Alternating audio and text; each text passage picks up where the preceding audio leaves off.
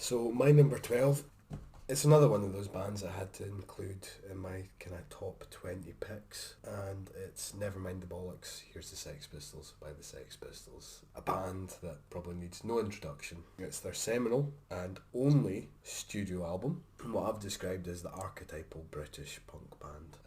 I think they've kind of really solidified that kind of three guitar chord punk rock sound that we kind of all know and love.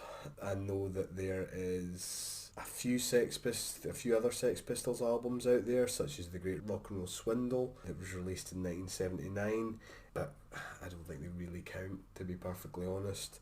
It was released after the band's breakup in 1978, and probably without the full band members' consent. And there's also been kind of various other kind of live albums that have kind of been released since over the years. But for me, this is the one.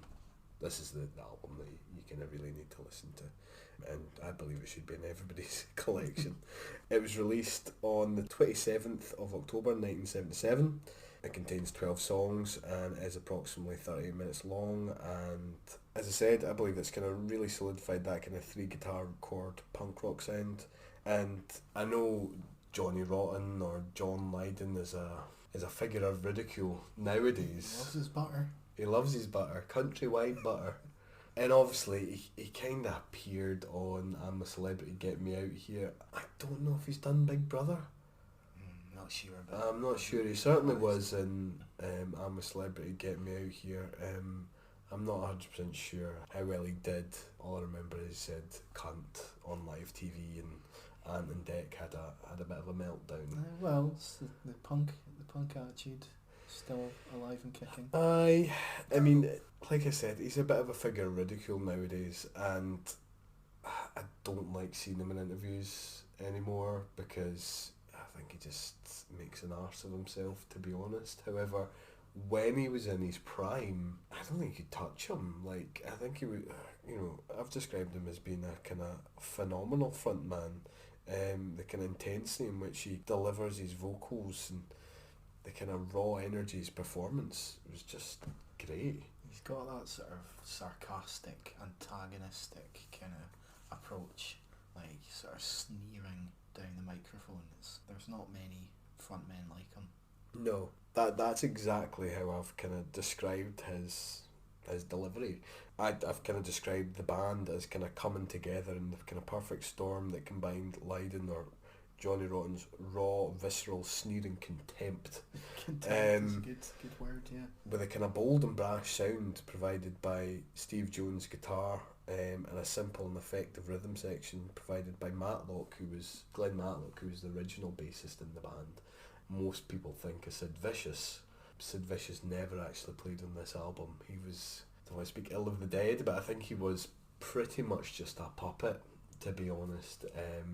He was the kind of pin-up punk rocker at the time and used to that effect. I think he was used to kind of promote the band, as it were, and that was a decision that was made by Malcolm McLaren, who was the band's manager at the time. The Sex Pistols are kind of considered as being the first, what's what word I'm looking for? It's not mass produced, but they were kind of put together. Like a manufactured band, yeah. And Malcolm McLaren was very much about presenting a certain image to the public, and that's why Glenn Matlock got ousted and Sid Vicious was brought in, but he couldn't play the bass and never played the bass on this album. But I think, as I said, this kind of perfect storm just resulted in a kind of true gem. And as I said, it's kind of created that archetypal punk rock sound that's kind of provided the blueprint for many bands that have kind of followed. I know that there's a lot better bands in inverted commas out there that are more technically adept and definitely a lot heavier than the Sex Pistols were and ever were. But I don't think you can deny their influence on kind of music. Most people are kind of familiar with God Save the Queen, which in itself is really simple to play, but I don't know, it's something to do with Steve Jones' guitar and kind of the opening bars of the song, and there just seems to be an incredible confidence about it and kind of swagger and to kind of appropriate the album title. There's just some fucking bollocks about it. Yeah. You just never get tired of it. Really, just it demands that you listen to it. There's obviously Anarchy in the UK, that's a song that's on there as well, which is another kind of standout Sex Pistols tracks which most people will be aware of. There's a song on there called Bodies as well, which is a bit difficult to listen to. I never thought much of it at the time because I was quite young when I listened to it, but it's about abortion. Okay. And I never kind of realised that until I was a bit older, until I managed to kind of decipher the lyrics a bit better. So with Johnny Rotten's Sneering Contempt, as we've kind of described it, he kind of basically talks quite ill of abortion. So people might find that quite difficult to kind of stomach.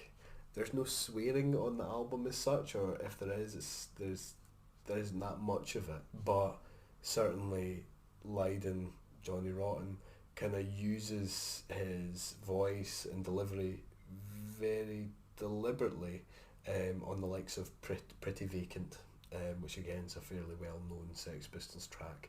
So rather than just singing it straight as Pretty Vacant, it's Pretty Vacant. Yeah.